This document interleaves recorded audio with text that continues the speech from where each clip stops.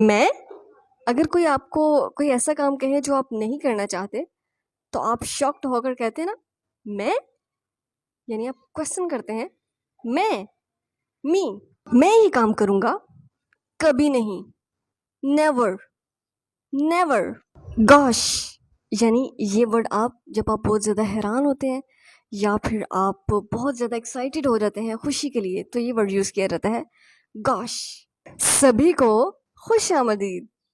Everyone is welcome. Everyone is welcome. बिल्कुल, absolutely, absolutely. नाकाबिले यकीन कोई ऐसा कारनामा सर अंजाम दे दे, आपको यकीन ही ना आए, तो तब आप ये कहते हैं अनबिलीवेबल, अनबिलीवेबल। शायद, परहैप्स, परहैप्स। दिलचस्प, इंटरेस्टिंग, इंटरेस्टिंग।